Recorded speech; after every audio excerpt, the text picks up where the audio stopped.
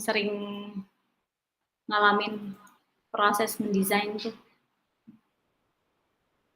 Coba.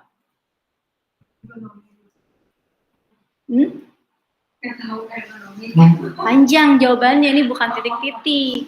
Kenapa sih kita harus mempelajari antropologi dan bagaimana itu relasinya sama desain?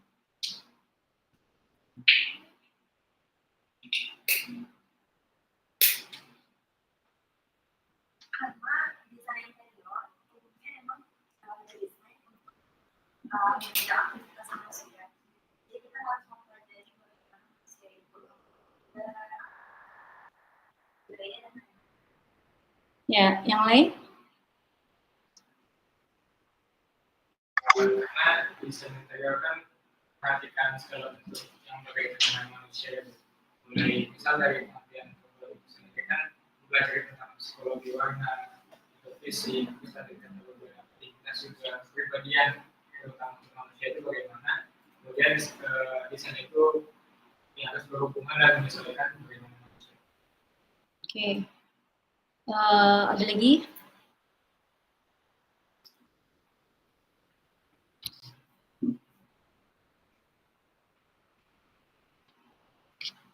Nah, ini kan desain. Tadi kan disebut juga ada budaya ya, kalian sempat, karena di sini antropologi dalam sini dan desain terus.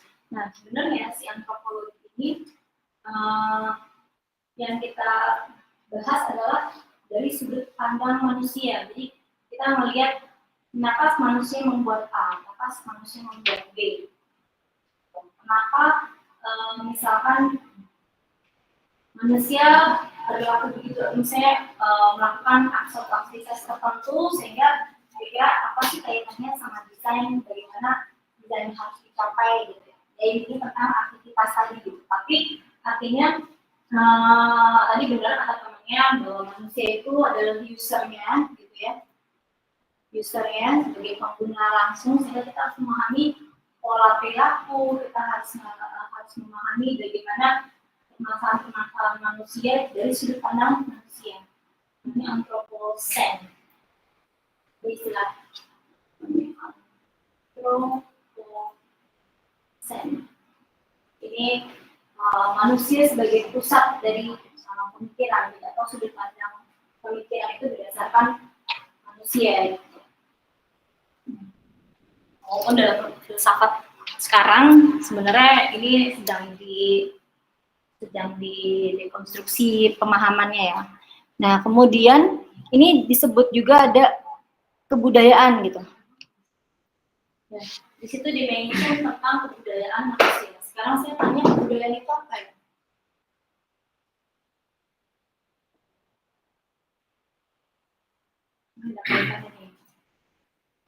Apa itu kebudayaan?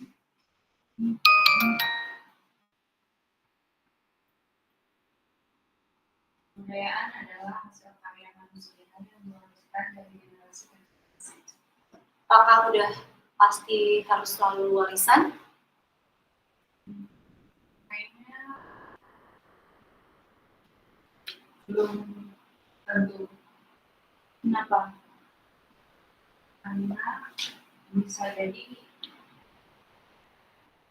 tradisi. Apakah budaya itu selalu berkaitan dengan tradisi? Bisa berkaitan dengan kebiasaan. Kebiasaan ya, kebiasaan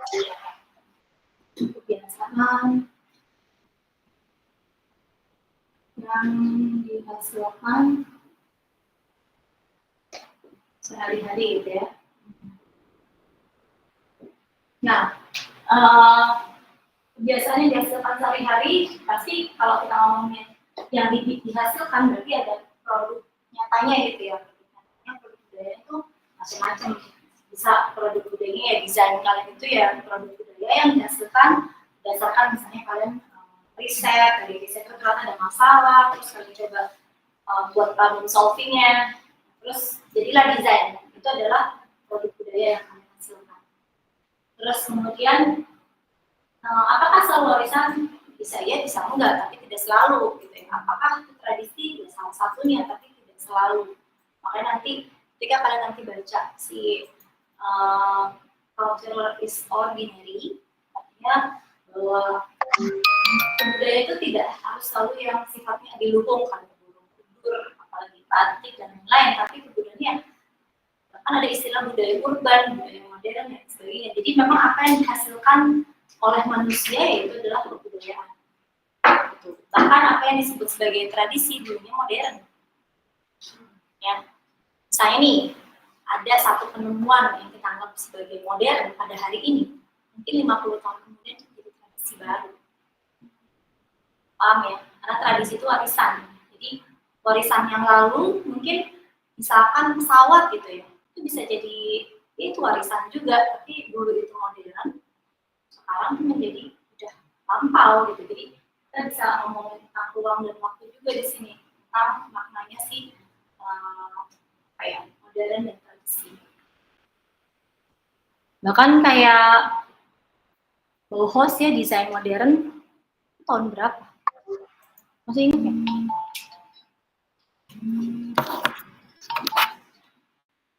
Ingat ya Bauhaus? Bentar ya. Ya, tahun berapa?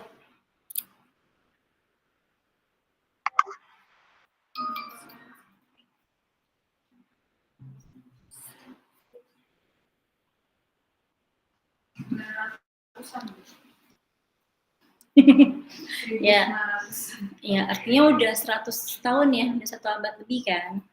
Dan apa namanya? Sebentar, tidak konsen.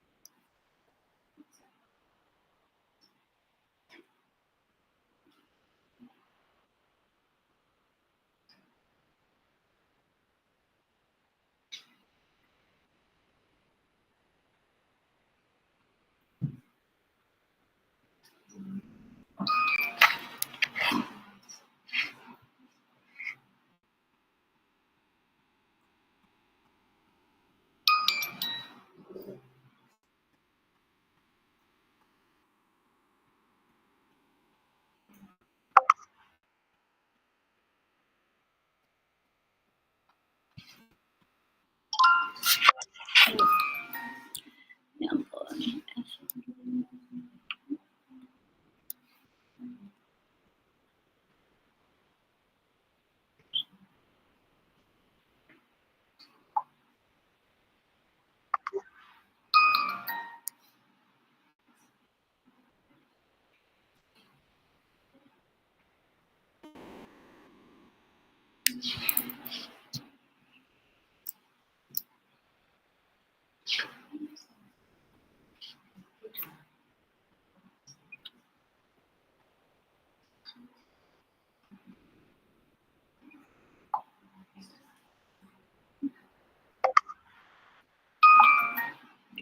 Jadi sampai mana? Di sampai mana? Oh ya, Bauhaus ya. Itu kan desainnya dia kan kalau kita lihat luaran-luarannya kayak untuk furniture misalnya kan avant-garde ya. Sampai sekarang dipakai masih kelihatannya nggak ketinggalan zaman gitu ya. Kayak kursi apa Barcelona misalnya gitu. Itu furniture di era itu bahkan sampai sekarang masih digunakan. Jadi sesuatu yang sebenarnya pada saat itu ya modern gitu ya, dan memang masih sekarang pun tetap dibilang modern karena masih digunakan, tapi sebenarnya sudah 100 tahun. Ya ampun.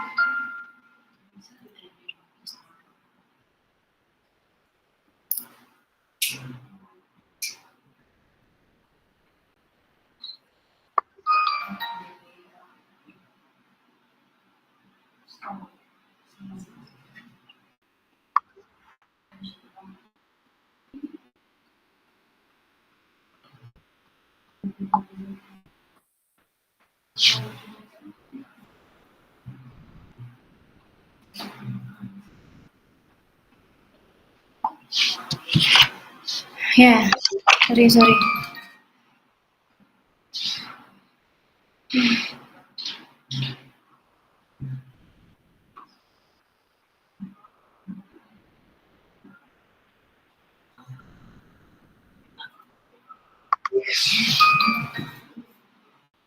Ya, tadi ya. Jadi desain itu bagian dari produk budaya.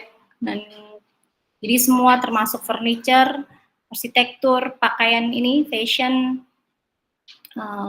bahkan dia bisa dibedakan menjadi dua hal ya. Ini budaya. Ada yang intangible sama tangible. Jadi yang intangible, yang bentuknya tidak terlihat secara fisik. Contohnya, ada nggak budaya yang tidak terlihat secara fisik?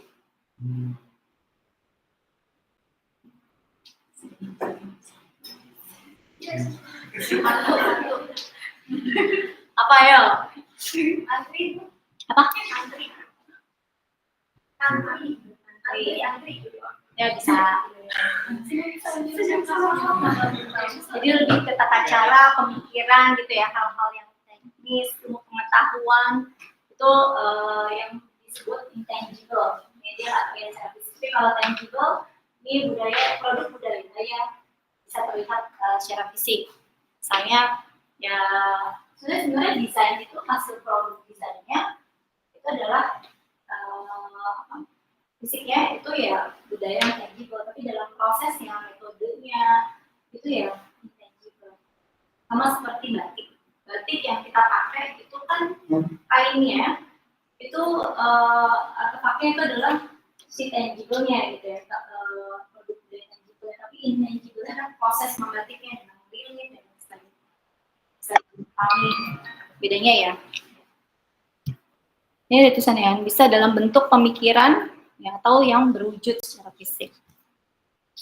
Nah, di sini seni dan desain itu adalah produk budaya. Dia lahir dari kebutuhan dan permasalahan manusia. Makanya kenapa kalian ketika membuat stupin ya, bikin merancang, merencana itu melihat dari riset dari kebutuhan yang ada. Kayak misalnya ke kantor kemarin yang misalnya perusahaannya seperti apa, ya riset-riset yang kalian lakukan itu adalah yang kalian kemudian analisis gitu ya, kebutuhan mereka apa. Butuhnya sehingga ada permasalahan yang harus diselesaikan atau dicari solusinya. Nah, di sini produk budaya itu lahir dari kebutuhan dan permasalahan manusia. Dia maknanya terkait dengan ruang dan waktu yang tadi saya bilang. Ada konteks waktu juga, konteks ruang dan waktu artinya bisa dimaknai beda-beda.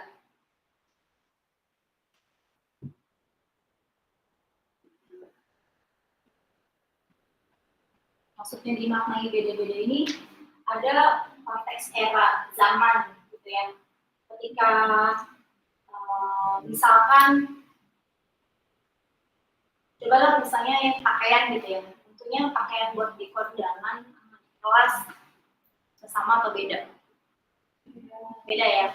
Terus kemudian kalau kita ngomongin waktu, kebetulan misalkan era, saya contohnya ngomongin tentang kecantikan. Kecantikan juga kan bagian dari budaya yang ideal ya. Kan kalau kita lihat di dunia sana ada kayak semacam konsep idealnya yang cantik misalnya gitu ya. Kita lihat contohnya di iklan sabun misalkan. Nah, di iklan sabun tahun 1990-an ini biasanya model-modelnya tuh Indo-Indo ya, misalnya agak bule-bulean, kalian lihat kalau dicek misalnya Nadia Pagalu, Ida Syam, terus siapa Tamara Blazensky misalnya, rata-rata tuh yang ada bule-bule gitu di tahun 90-an. Tapi kemudian 2000-an ke sini ini muka-mukanya Asia gitu kan. Tapi kemudian di era ini nggak cuma Asia, udah kesini-sininya ada yang kulit hitam. Ya. Jadi dia bukannya Asia sedikit Oriental ya. Oriental. Sekarang yang ras apa namanya negroid juga masuk di tahun segini. Bahkan kalau kita lihat untuk kosmetik itu yang hijab bagian dari modelnya juga, kan yang bercadar, ada yang pernah lihat nggak? Karena kalau dipikir-pikir ngapain ya dia pakai kosmetik, pakai kelihatan misalnya gitu ya. Tapi sebenarnya si produsen itu fungsinya dia bikin iklan dengan perempuan berhijab atau bercadar itu sebenarnya untuk mencapai konsumen. Konsumennya jadi bisa diperluas lagi segmennya. Ini sih itu. Tapi kita kalau lihat dari perubahan ruang dan waktu, artinya budaya itu tetap atau dinamis. Dinamis, dia bisa berubah. Ya. Sama seperti kayak kalian sejarah yang aja ya? Hah? Buega. Ya. Sejarah Nusantara juga. Oke. Akar tradisi kita tuh kita berasal dari apa? Dari maksudnya kita itu akar tradisinya kebudayaan apa? Yang tahu? Nenek moyang kita itu berasal dari mana?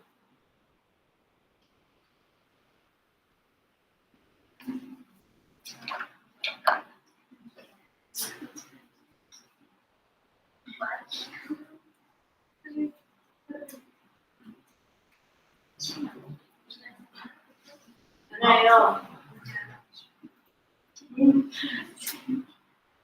Akar tradisi kita itu adalah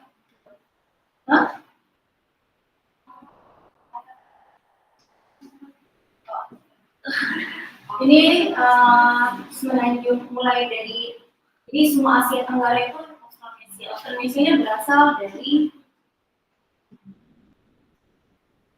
Cina Selatan.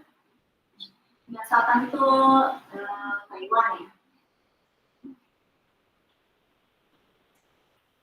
Agak beda sama yang Cina beneran. Lama habis. Nah, nanti di era klasiknya di Indonesia dan Nusantara itu muncul kebudayaan ini kebudayaan Indo-Buddha.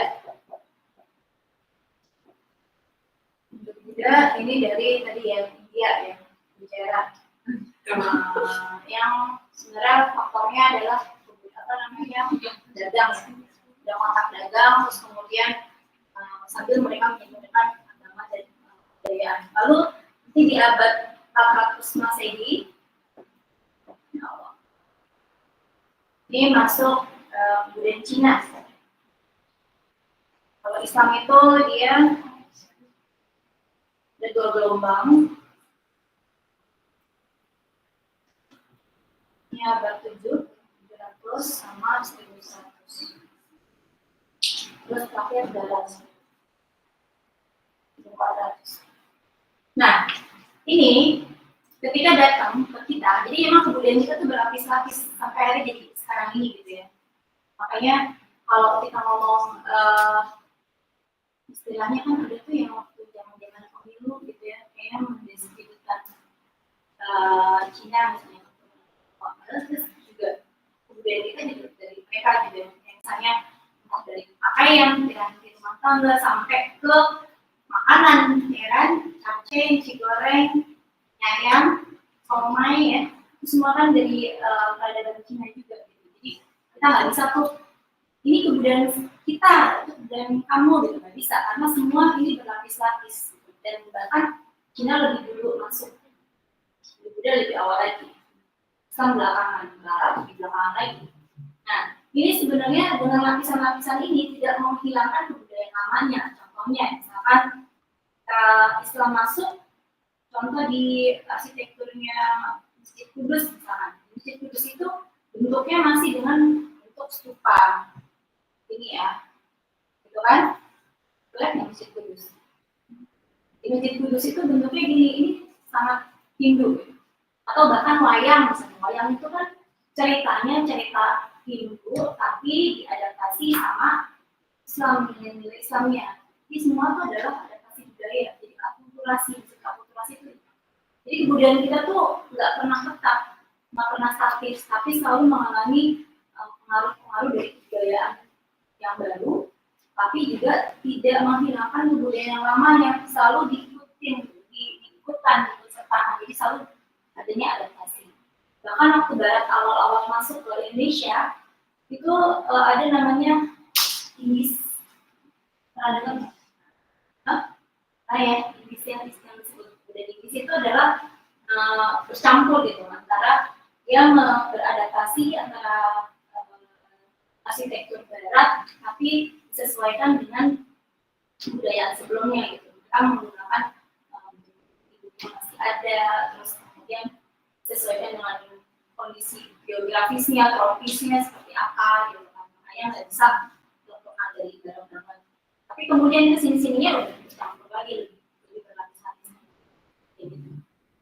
Bisa dipahami ya bagaimana kebudayaan itu dia memiliki konteks ruang dan waktu, dan kemudian dia tidak pernah tetap, dia pasti akan selalu mengalami perubahan. Di sini nggak ada yang mana yang baik, nggak ada yang benar atau salah gitu ya, benar salah atau baik buruk, nggak ada. Kita tidak kalau kita bicara soal kebudayaan tidak, jadi tergantung dari perspektif di mana dia berada. Ya tadi soal pakaian misalnya, yang sebenarnya ketika dia pakaiannya remo kondaman ya nggak ada masalah juga, tapi ketika dia berada di tempat yang salah mungkin akhirnya menjadi karena berbeda dengan yang lain gitu ya. Jadi semua itu tergantung dari sudut pandang yang mau dibahas dari sudut pandang mana. Jadi punya kecenderungan makna yang selalu berubah-ubah ya. Nah, kita ngomongin soal makna budaya tadi, yang sebenarnya ketika kalian cek lagi di mata kuliah sejarah yang Nusantara, itu pasti tiap bentuk punya makna, benar nggak? Ya kan? Ornamen ini pasti tiap ornamen itu punya makna. Ya. Karena berbeda dengan Barat, bentuk ornamen itu hanya bagian dari estetika aja.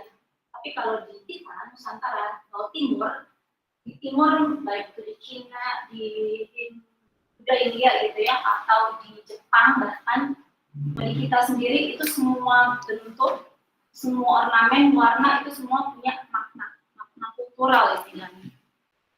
Ya. Di sini saya kasih contoh tato ya. Tato buat suku Mentawai dia bagian dari ritual, bagian dari kepercayaannya dia gitu. Tapi kemudian ketika di era masyarakat sekarang gitu ya, apalagi di masyarakat urban yang udah bercampur-campur ini, tato udah lagi bukan sesuatu untuk bukan lagi kepercayaan kan, bentuknya udah profan. Pernah dengar kata profan? Ada istilah namanya sakral. Sakral itu buat ritual. Satu lagi profan. Profan chat gue. Profan ini hiburan.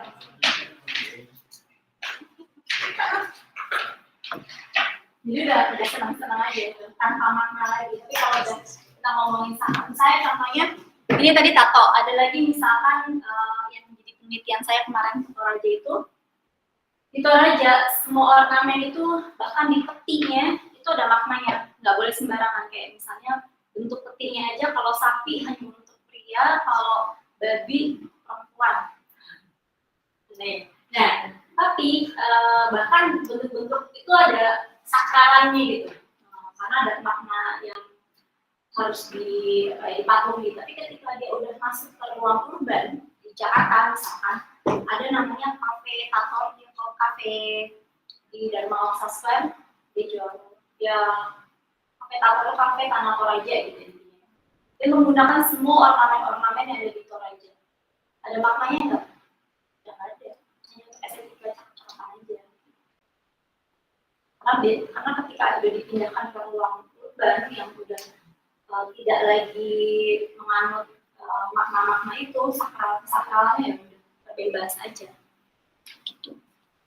Begitu pula kalian nanti ketika bikin desain misalnya. Ketika kalian bikin desain, pasti ada tuh, saya mau ngangkat kelokalan daerah apa gitu ya.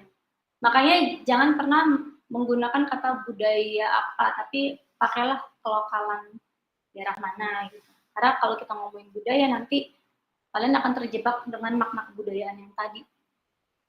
Gitu. Ya. Nah, ini ya sama ya, ragam hias suku Maori untuk ritual digunakan pada rumah adat, patung, dan tato. Tapi kemudian ketika dia dipindahkan ke tatonya orang bule gitu, ya udah, jadi nggak ada makna sakralnya lagi, hanya batas profan. Nah, di era sekarang di kota besar ornamen tersebut sudah berubah maknanya tadi yang saya bilang ya, dan nggak lagi memiliki nilai simbolik tertentu, tapi hanya menjadi sebuah style, tren dalam fashion misalnya. Ini sebenarnya kalau lihat di daerah Maori ya, ini mereka punya makna gitu. Tapi ketika ada dipindahkan ke dalam, di sini ada tempat pensil, ada tas, ada apa ya, macam-macam ya di sini ya. Itu udah menjadi tidak punya makna simbolik lagi. Udah lucu-lucuan aja, ya kan? Nah, tapi perlu diingat ketika makna simboliknya itu punya apa ya, makna sakral yang kaitannya dengan kematian. Kayak misalnya di sini ada orang Batak. Pina, enggak, kamu Batak? Oh, tapi masih ada ritual. Enggak ya? Oh, bentar.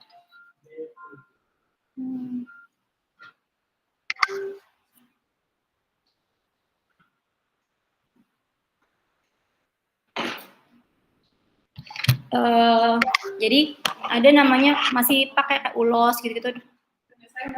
Masih ya. Jadi kan ada namanya yang ragidup, pernah? Nggak tahu. Itu nggak bisa dipakai sembarangan. Kadang saya kan pakai ulos buat kayak taplak gitu ya. Nah, untuk beberapa kain ulos yang memang kaitannya dengan kematian dan emang penghidupan, misalnya orang baru lahiran dan sebagainya macam, itu nggak bisa gitu. Karena itu sama aja kayak menginjak-injak tradisinya mereka. Jadi nggak bisa kayak gitu. Jadi kita perlu memahami, makanya kenapa adanya antropologi ini juga kita harus melihat istilahnya world view-nya mereka. Jadi kalau di keilmuan antropologi itu kita harus menjadi partisipatoris, jadi masuk ke dalam tradisinya mereka bagaimana, budaya sehari-harinya mereka seperti apa, sehingga kita memahami world view-nya mereka yang ada di pikiran mereka itu seperti apa sih gitu. Oh, ternyata ngebatik itu kayak gini misalnya. Oh, ternyata ngebatik itu kalau yang begini maknanya apa, kalau yang yang aman untuk digunakan di kehidupan sehari-hari, yang tanpa nilai bentuk yang seperti apa, sama kayak gitu. Jadi harus hati-hati dalam menggunakan ornamen-ornamen etnikal gitu ya, ornamen-ornamen etnis tertentu. Pernah juga waktu itu ada mahasiswa S2 dia bikin kaligrafi Arab, tapi kan sama aja kayak tulisan ya. Kaligrafi itu sebenarnya tulisan. Selama itu bukan ayat-ayat suci yang ada di kitab, nggak masalah gitu kan. Kayak misalnya kalau kita lihat di bandaranya di Abu Dhabi gitu, kan bahasanya bahasa Arab kan. Selamat datang misalnya. Atau toilet gitu, pakai bahasa Arab kan bisa aja gitu. Nah waktu itu tuh dia bikin karya sama anaknya, anak mural gitu, dia bikin karya di beberapa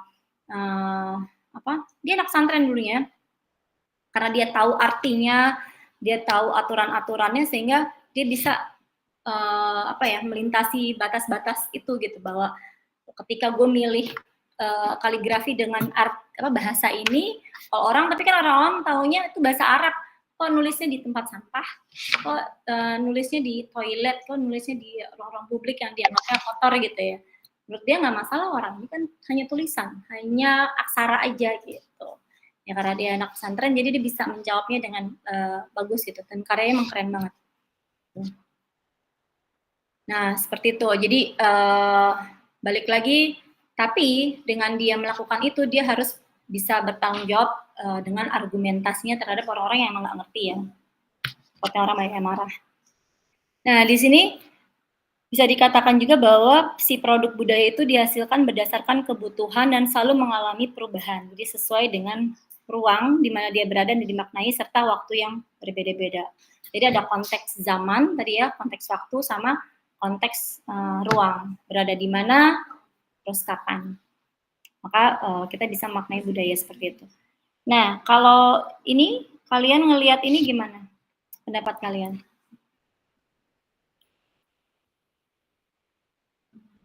Si ondel-ondel ngamen.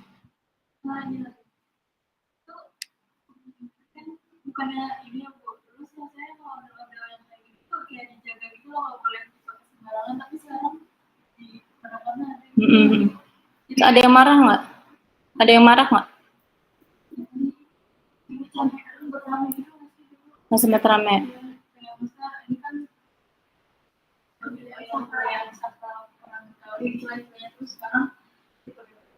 Oke. Pernah tahu nggak budaya Betawi itu sebenarnya, suku Betawi itu sebenarnya juga konstruksi. Jadi dibuat sama Ali Sadikin. Jadi kalau kita lihat sejarahnya masyarakat Betawi, itu semuanya pendatang. Batavia itu dulunya hutan, kebun. Jadi orang-orang yang datang situ tuh pendatang yang misalnya yang di daerah-daerah Banten, ya kerajaan Banten, yang situ adanya kerajaan Banten sama kerajaan Pajajaran dari Bogor. Jadi yang datang situ orang Bogor sama orang Banten, orang Jawa beberapa. Terus karena si waktu itu ketika di tanahnya mulai digarap, waktu itu yang banyak punya tanah di situ adalah orang-orang Arab, dan orang Arab pada kaya-kaya. Jadi semenjak ada terusan Suez yang dibuka, akhirnya banyak orang Arab gampang datang kan, karena bisa motong jalan. Sehingga akhirnya banyaklah Arab-Arab yang punya tanah di situ. Ditambah lagi waktu itu VOC datang membawa budak. Budaknya itu berasal dari, ada yang dari Sulawesi, ada yang dari orang Makassar lah ya, orang Makassar, Bali, jadi Ambon gitu. Jadi mereka semua pada pendatang yang ketika sudah bercampur saling berinteraksi, jadilah masyarakat yang tinggal di Batavia pada saat itu. Pasca kemerdekaan, ini orang-orang yang tinggal di Jakarta nih kok disebutnya orang apa ya gitu. Akhirnya lah sama Gubernur Ali Sadikin dikonstruksikanlah istilah Betawi ini. Dan waktu itu kalian bisa baca bukunya Lens Castle.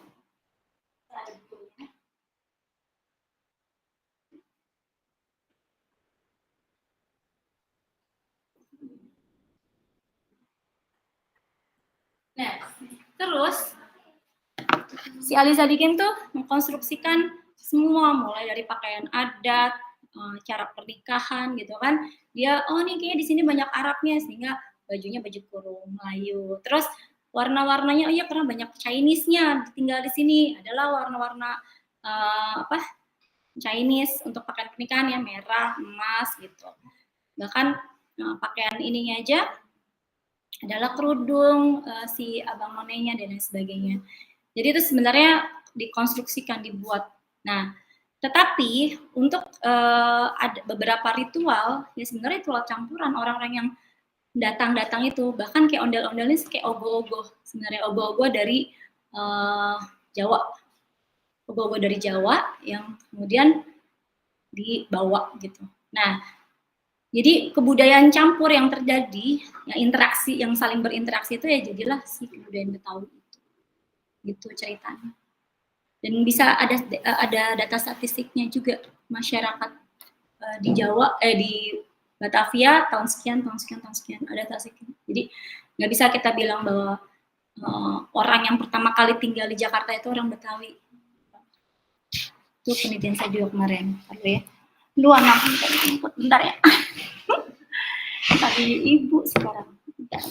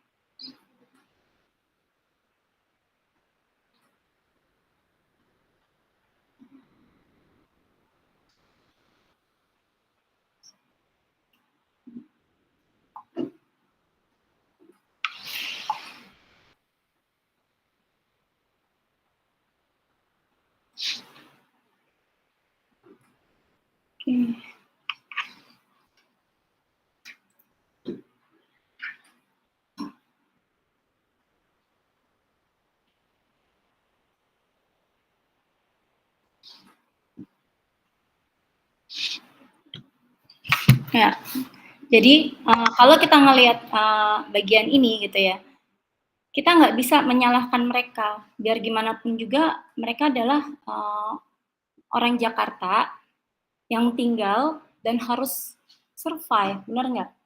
Ini sebenarnya memperlihatkan bagaimana sulitnya tinggal di Jakarta sebagai kota urban. Sulit ya. Mereka sekarang misalnya dulu mereka pembuat ogoh-ogoh ini gitu ya. Kalau kita lihat aslinya bahkan nggak secantik ini sih, lebih serem lagi ya si ondel-ondel ini. Dan dulu memang dijadikan simbol, tapi ini pun juga budaya adaptasi yang datang kemudian saling berinteraksi kemudian jadi kebudayaan yang si Betawi itu sendiri.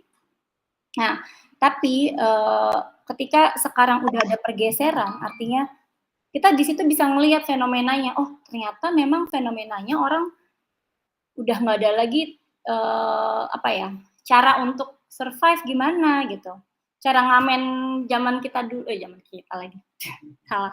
Zaman dulu ngamen orang mungkin pakai gitar gitu ya. Sekarang mungkin pakai itu udah saingannya udah banyak gitu ya. Apalagi nih gitu. Nah, ini sebenarnya kita bisa katakan ini sebagai komodifikasi budaya. Jadi bagaimana dia membuat mengambil keuntungan gitu ya, keuntungan secara ekonomi menggunakan atribut-atribut kultural tertentu. Nah, ini baru ogoh-ogoh. Kalau tadi yang saya cerita soal kafe, sama. Si kafe Tator tadi yang saya jelasin, yang dia pakai misalnya ornamen Toraja gitu. Itu kafenya kafe mahal, ada di Dharma Wangsa Square. Dia menggunakan ornamen Toraja, bukan cuma sekedar biar estetika, biar keren aja, tapi ada nilai ekonomi juga yang dia dapat secara keuntungan kan. Artinya dia punya punya keuntungan dari situ, dan dia menggunakan atribut-atribut tradisi Toraja gitu. Apapun yang desain kalian deh misalnya. Siapa yang kemarin pakai lokal-lokal? Ada gak? Jakarta ya deh. Siapa kemarin kantor kamu ya? Ya itu walaupun itu sebagai ini ya, sebagai penanda bahwa ini kantor apa sih, lupa gue. Hidup sama asuransi, jadi penjaminan tapi dimiliki sama Pemprov gitu kan.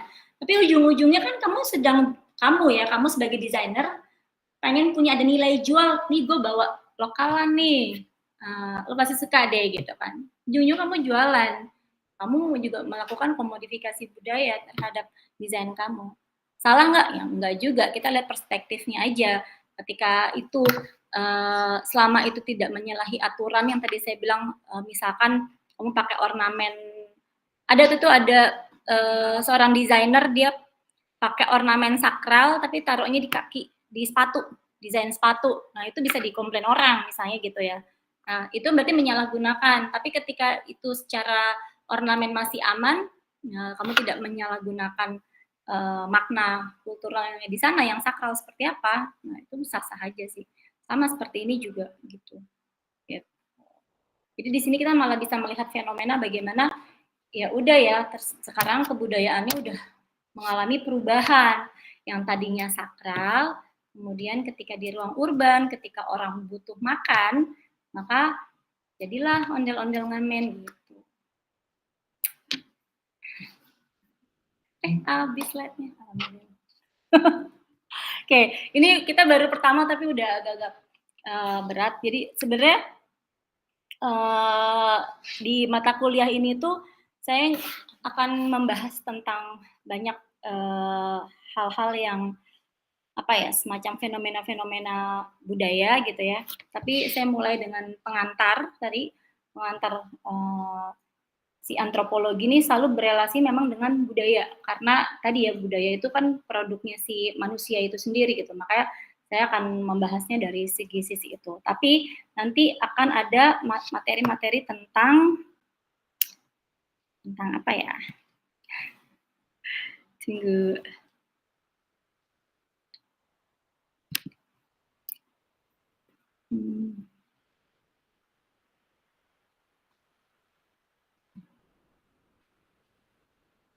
Ya, tentang hubungan perilaku manusia dengan produk budaya. Nanti itu relasinya kalian misalnya dengan furniture gitu ya.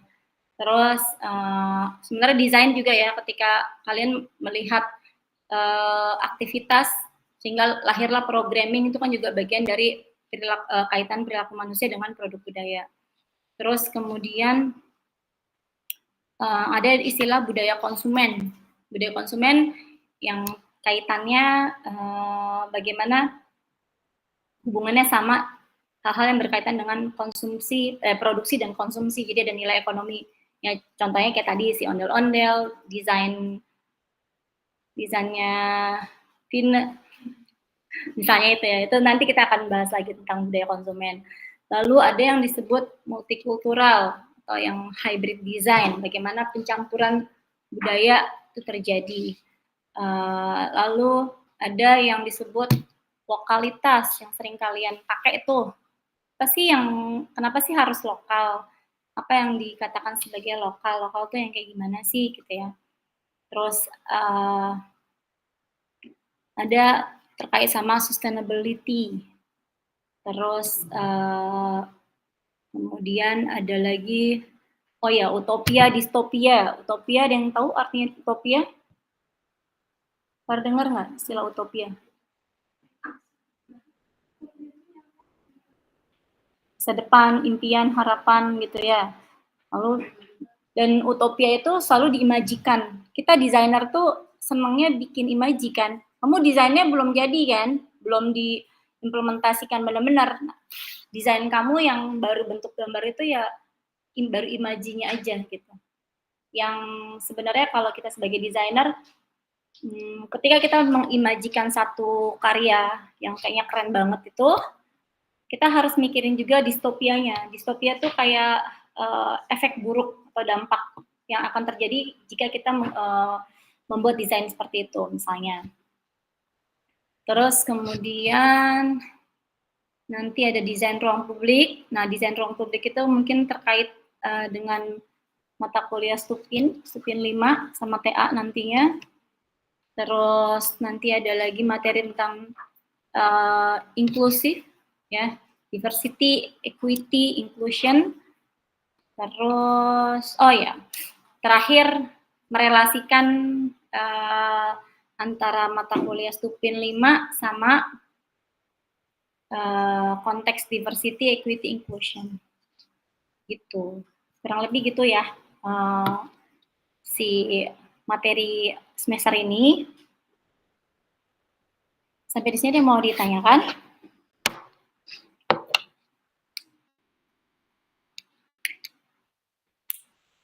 Oh iya, Adit berarti udah selesai sebenarnya ya. Cuman karena ada nilai MBKM nggak terkait sama ini, ya kan MBKM kan? Karena nanti yang ngasih nilai bukan saya, kalau MBKM dosen pembimbing kamu di laporan MBKM-nya. Ya, tapi nggak apa, Adit ikut aja kalau emang bisa, biar dapat ilmunya aja gitu. Tapi nggak wajib untuk tugas dan lain-lain. Jangan ngiri.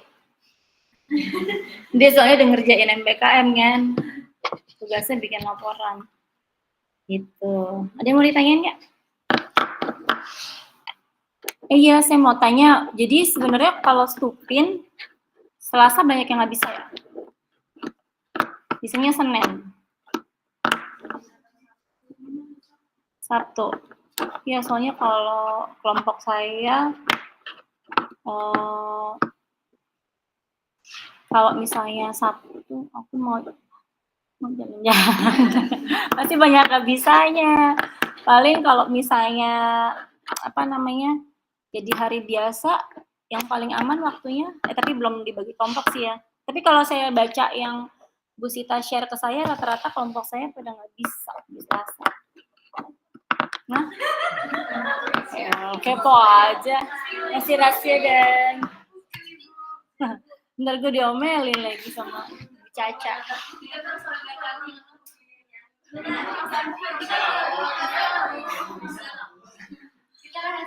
Aja. Enggak, ntar aku berkhianat nih sama Bu Caca. Bu Caca Bu Tantri saya. Kan aman kan dosennya? Gimana ya? Gimana ya?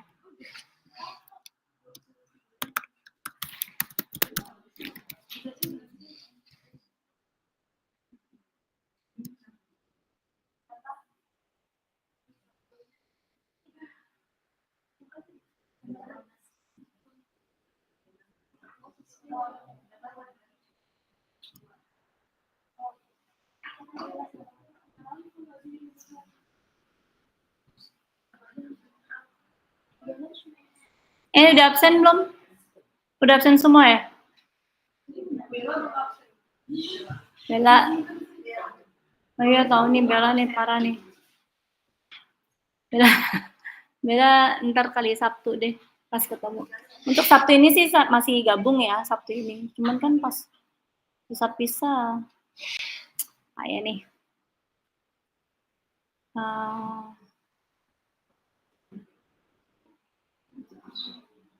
Kalau misalnya Senin juga capek juga ya. Karena Stupin main lama kan. Gitu ya kalau hari Sabtu aja dari jam berapa sampai siang. Iya kan ada KP juga. Ya maunya Sabtu nggak mau ke kampus. Udah, iya kemarin kan udah. Ntar TA begitu lagi soalnya bareng Bu Caca kan. Rampung.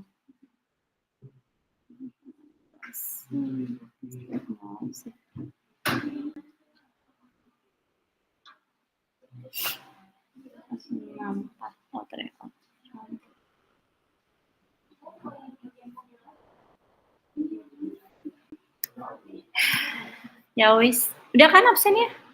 Udah saya tutup. Nih nggak ada yang mau nanya nih. Sabella tepuk tangan, ngerti nggak?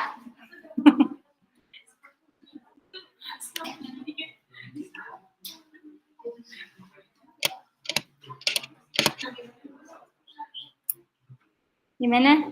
Nggak ada yang mau tanya? Kalau nggak ada yang mau tanya, mungkin cukup kali ya.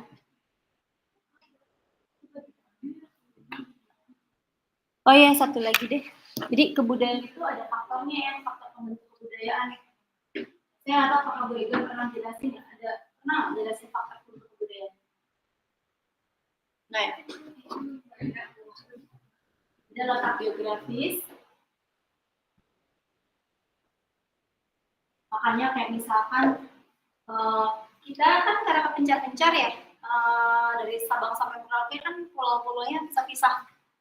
Kenapa Korea K-pop itu, budaya K-pop itu bisa lebih maju karena mereka homogen, budayanya satu, tunggal, dan gampang jatuhnya kan. Supporting pemerintah, supporting, oke, kita bikin budayanya satu, homogen gitu aja, bisa. Tapi kalau kita dari Sabang sampai Merauke, bahkan bahasa aja ada 700 bahasa sebenarnya kita yang nggak cuma ya per daerah itu, tapi ada sub-sub kultur gitu di kita. Jadi artinya memang pemerintah agak susah untuk bikin kita bisa seperti Korea gitu. Dan memang kita kompleks sih. Bisa ini. Nah, ini pembentuk kebudayaan itu ada tadi ya, letak geografis. Ini juga yang mempengaruhi kenapa orang Indonesia berbeda sama orang Eropa. Misalnya kadang-kadang kita punya pemikiran ya Indonesia malas-malas gitu ya, Eropa kok pinter-pinter. Sebenarnya dari letak geografisnya cara peradabannya juga beda. Peradaban mereka itu mulai dari daerah ekstrim, biasanya di pinggir sungai atau pinggir laut yang cuacanya ekstrim. Terus kemudian kalau di Mesir itu kan peradabannya tinggi, dia ada pasir. Terus ketika di samping sungai Nil banjir, terus tiba-tiba subur. Begitu terus sampai akhirnya mereka bikin sistem irigasi sendiri, perairan. Jadi muncullah peradaban. Sebenarnya intinya peradaban itu mulai dengan cara manusia untuk survive. Gitu. Beda sama kita di daerah Katulistiwa, daerah tropis. Kita keluar gua juga udah ketemu pohon pisang. Gak perlu susah, tinggal ngambil makan, kenyang. Lebih gampang kita survive ketimbang mereka di daerah sana, di Afrika, Mesir, terus ke Eropa sana gitu. Mereka musimnya jadi banyak. Jadi itu yang membedakan. Jadi memang letak geografis ini juga merupakan salah satu aspek ya pembentuk kebudayaan. Itu kedua, sosial, ekonomi dan politik.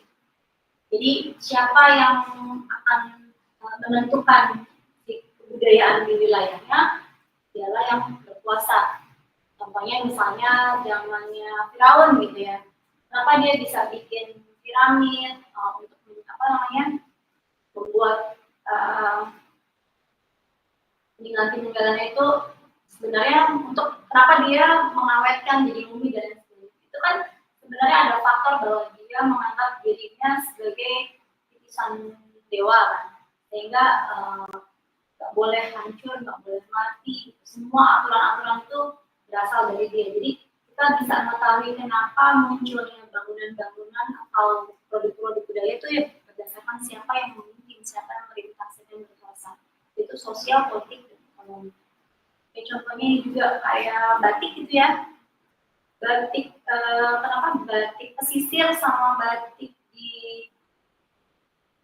Jogja, Solo itu beda. Beda ornamennya, beda cara pewarnaannya. Bahkan ada makna sakral ya kalau di Jogja. Kalau pesisir nggak ada makna sakral. Kenapa? Karena dia pesisir itu hasil dari perdagangan. Nah, jadi sosial budaya, politik, terus geografi, agama dan percayaan juga menjadi salah satu faktor bentuk kebudayaan. Terus sumber daya manusia, sumber daya alam, sama teknologi. Jadi gitu. Jadi supaya kalian tahu kenapa bentuk-bentuk itu bisa hadir, terus kemudian bagaimana manusia sebagai pembuat si kebudayaan itu sendiri, bagaimana pola pikirnya, bagaimana politik yang terjadi sehingga si produk kebudayaan itu bisa muncul. Kurang lebih seperti itu. Oke, cukuplah hari ini. Saya mau kelas lagi. Selamat sore semua.